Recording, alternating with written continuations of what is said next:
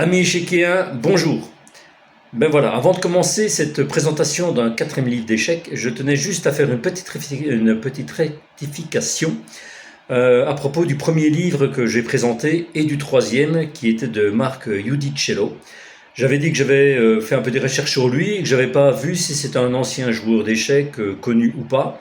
Mais apparemment, je dis apparemment, c'est un ancien grand nom des échecs italiens.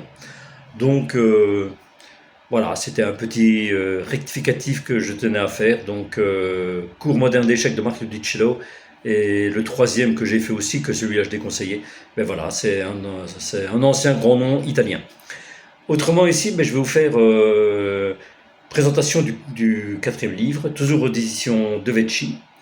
Et ce quatrième livre est en réalité le deuxième, enfin je l'ai acheté en premier avec cours moderne d'échecs. J'avais acheté ces deux-là en même temps. C'est mes deux premiers livres, quoi. Donc, et vous verrez, s'il a un titre assez accrocheur et une belle présentation, une belle couverture, le contenu est très décevant. Bon, voilà. Ici, c'est un autre auteur, Matt Korowski. Bon, là, j'ai vraiment regardé et là, je vois vraiment pas si c'est un ancien joueur. Je ne sais pas du tout. Mais bon, c'est pas très forichon. Voilà, je vais vous le présenter. Voilà, vous voyez, bon, c'est une belle couverture, hein. Erreurs les plus fréquentes aux échecs. Voilà. Déceler les pièges. Voilà, vous voyez, j'arrive pas à lire parce que c'est à l'envers, hein. Les pièges stratégie, les différentes ouvertures en 20 parties modèles. Voilà. Alors déjà ici, vous voyez, il y a déjà deux graphiques. Non, non et oui. Bon. Moi, j'ai épluché j'ai regardé bien attentivement et je vois pas pourquoi ça c'est non. Je vois pas pour tout. Je vois vraiment pas pourquoi c'est non. J'ai demandé à mon beau-frère et même des collègues au travail parfois, ce qui intéressait. Personne ne voit déjà pourquoi ça c'est non. Voilà. Donc voilà, hein, vous voyez toujours la fameuse étiquette Cora. Bah oui, je les achetais à ce moment-là au Cora. Ils coûtaient quand même 545 francs belges. Bon, c'est pas un gros bouquin, c'est pas un gros bouquin comme les deux premiers que j'ai fait à 300 et des pages. Ici, il a 181 pages. Et il coûte quand même 545 francs, ce qui fait, comme je disais à l'autre, ce qui fait à peu près 13 euros, 13,50 €, quelque chose comme ça. Ouais, donc il fait 181 pages. Et je dis il est décevant parce que, erreur, moi quand je l'ai acheté, hein, j'avais acheté Cours moderne d'échecs, qui m'a beaucoup aidé celui-là. Et j'avais acheté celui-là parce que je me dis, là, il va vraiment beaucoup m'aider. Il va vraiment montrer les erreurs. Moi, je croyais que ça il a vraiment montré les erreurs que beaucoup de joueurs faisaient mécaniquement, sans s'en rendre compte, et que ça allait m'aider à les corriger, et puis que ça allait beaucoup faire progresser mon jeu. Mais c'est pas du tout ça. Franchement, c'est vraiment pas ça. Euh, il explique vraiment beaucoup plus les grands principes fondamentaux des ouvertures, voilà, bien développer les pièces, voilà. Sans déconner, il apprend, c'est vraiment les principes généraux. C'est vraiment les grands principes généraux. Et ce qui est aussi embêtant, ce que j'ai pas trop aimé dans ce livre-là, les parties proposées, il y a énormément de variantes. Parfois, une partie, on est noyé dans les variantes. Il fait en A, B, C, donc il fait une suite de coups. Et puis, première variante A, deuxième variante B, et puis après, parfois on s'y perd un peu. Franchement, en plus, parfois les variantes, je vois pas trop l'intérêt de mettre des variantes comme ça, parce que ça n'apprend pas grand-chose, quoi. Donc, ce bouquin, et ce que je dois dire aussi, parfois il y a des choses qui ont l'air intéressantes, hein. Par exemple, une erreur, le coup forcé impulsif, ben, voilà, il y a juste une page, quoi. Bon, ça mériterait, je pense, plus de détails. C'est assez fou, c'est assez brouillon. C'est pas assez bien expliqué. Et je vous dis, vous prenez un livre sur les ouvertures, parce qu'il présente beaucoup les ouvertures. Bon, il y a 20 ouvertures, vraiment enfin vraiment, il y a 20 ouvertures qui sont expliquées. Et entre guillemets, ils présentent leurs pièges, entre guillemets, hein. Et puis il y a une partie, et puis avec toutes les variantes que je vous ai expliquées, et c'est trop brouillon. Bon, un joueur, bon moi quand je l'ai lu, bon j'avais déjà assimilé beaucoup les principes de base, et bon je jouais déjà quand même, voilà, à un petit niveau quand même, je savais quand même tous les principes de base.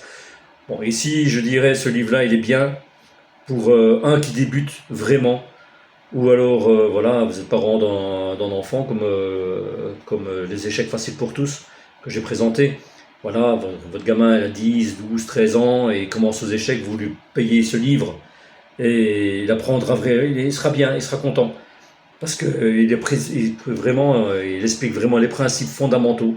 Par exemple, de toutes les ouvertures, qu'il ne faut pas jouer naturellement A4 ou H3 en premier coup, qu'il faut vraiment faire l'occupation du centre, sortir les cavaliers en C3, et puis naturellement vice-versa pour les autres, sortir les fous, les pièces mineures.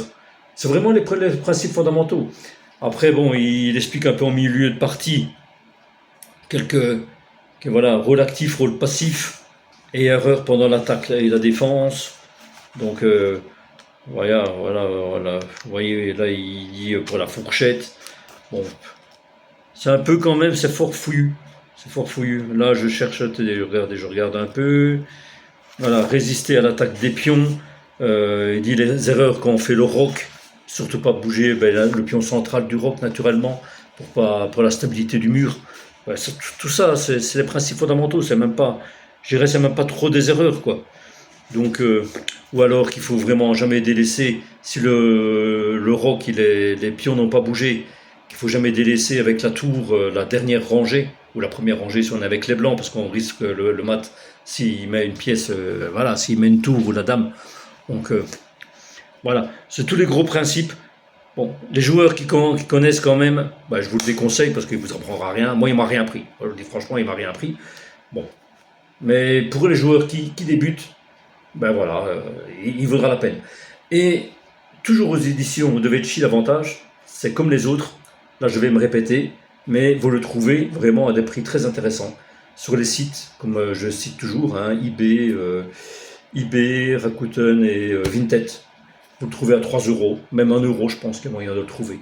Bon, voilà, si vous avez un gamin qui veut vraiment se lancer, vous voulez pas trop mettre d'argent au début parce que peut-être qu'il va vite changer d'avis, ben voilà, vous lui payez ce livre-là et ça peut le lancer, peut-être ça peut éventuellement le lancer. Voilà pour ça. Et bon, ah oui, j'allais oublier. À la fin de ce bouquin, il y a 12 parties modèles. Vous voyez, 12 parties modèles. Là, c'est un peu intéressant, je dirais, ce qui est un peu intéressant. Donc, c'est des parties historiques. Et voilà, par exemple, la première partie. Donc, vous voyez, c'était une ouverture espagnole. Et c'était Christiansen contre Num, une partie qui s'est jouée en Allemagne en 1989. Et donc, vous voyez les coups, et il y a des coups qui sont marqués en gras. Vous voyez ici, ici, c'est marqué en gras. Là, c'est marqué encore en gras. Et quand vous voyez en gras, ben, vous allez à la page derrière, et ça explique plus attentivement ce coup. C'est parce qu'apparemment, ça a été une erreur qui a été jouée, par exemple, ou alors ça a été plus en détail, il explique le coup. Donc là, par exemple, le troisième, c'était la variante Morphy de la partie espagnole. Et puis là, il a dit qu'il aurait dû jouer ça parce que telle variante-là. Et puis ce coup s'explique par l'encombrement roi fou. Voilà, vous voyez. Il explique. Il y a 12 parties comme ça. Là, c'est Karpov contre Korchnoi au championnat du monde à Baggio. Ben voilà, il l'explique aussi. Donc tous les coups en gras. Ici, il en a. Ben voilà. Ben ouais, parce qu'il y a pas mal d'erreurs aussi dans ce livre-là. Hein. Je dis, il a même pas fait un coup en gras ici. Mais par exemple, ici, ben voilà, Fischer contre Fuller, parti en 1963. Là, il y a des coups qui sont marqués en gras. Vous voyez. Et ben voilà, ça explique. Les coups sont expliqués ici. Par exemple, le troisième coup de Fischer qu'il a joué fou en B5, ben ça explique coup constitutif de la partie espagnole. Voilà, ça explique un peu. Mais je vous dis, hein, c'est vraiment dans les grandes lignes. Il n'y a rien de fouillé, c'est vraiment brouillon. Donc, ouais, c'était un petit peu quand même. Moi, je m'attendais à autre chose quand j'ai acheté ce bouquin, je vous le dis, je vous le cache pas. J'étais vraiment amateur Moi, c'était voilà. Et puis après, j'ai lu l'autre, qu'au moderne d'échecs, lui, il m'a vraiment appris. Et ça, ben, c'était un peu un récapitulatif de ce que j'avais appris, mais en moins bien. Franchement, voilà. Juste pour voilà, les débutants qui n'ont jamais lu un livre, ça vaut la peine. Mais si vous connaissez un petit peu, minimum, il vous apprendra rien. Ben voilà. Autrement, juste une petite anecdote. Moi, je joue beaucoup de parties sur chess.com. Je joue les parties on dit en différé, des parties de tournoi en différé.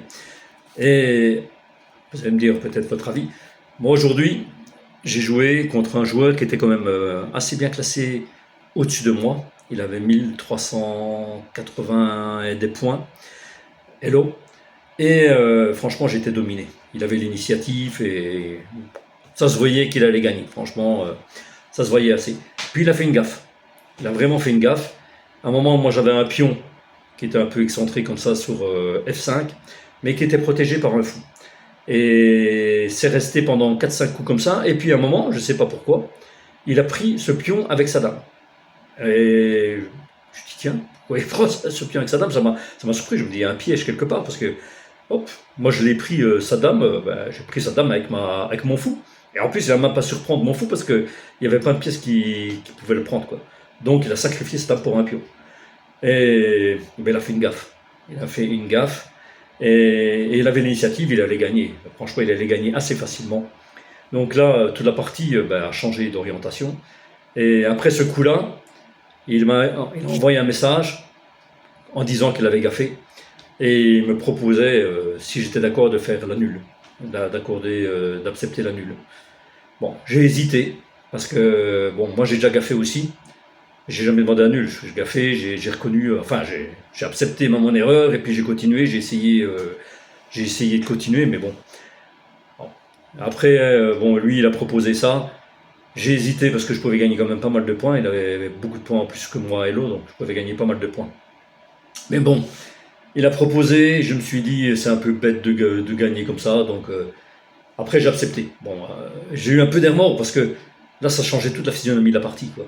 Je pouvais vraiment commencer à. Ben là, bon, c'est pas dit que j'aurais gagné, hein, mais j'avais une dame en plus. Bon, lui, il avait à un moment un cavalier en plus, donc il était à plus 3. Et ben là, moi, je me retrouvais à plus 6. Et avec une dame en plus, je pense que j'aurais pu bien inverser la tendance. J'ai accepté la nulle, parce que je trouvais que c'était bon. S'il a proposé, bon. Moi, je vous dis, ça m'est déjà arrivé, moi, j'ai continué, j'ai pas proposé. Bon, vous, peut-être, mettez en commentaire si vous auriez accepté la nulle ou si vous auriez décliné, vous auriez continué.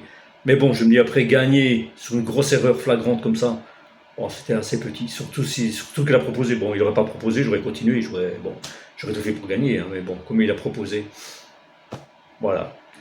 Bon, amis échiquiens, j'espère aussi, je voulais vous dire, apparemment j'ai pas mal les vues, ça commence à augmenter pas mal. Donc je vais continuer à faire les vidéos. Donc accrochez-vous parce qu'il me reste encore 2 livres aux éditions de Vecchi, encore un qui est vraiment pas bien, l'autre que j'ai pas lu, qui a l'air assez original. Mais après on va attaquer les gros morceaux, les Payot, les Grâce à échecs, et là il y a des sacrées pépites. Là je vous dis franchement, et surtout aux éditions Payot, il y a des livres qu'on ne trouve plus, qu'on ne voit plus sur internet, qu'on ne sait plus acheter, je ne comprends pas pourquoi. Pourtant, c'est des livres, on dirait que les éditions, ils ont bloqué tout, qu'on ne sait plus acheter.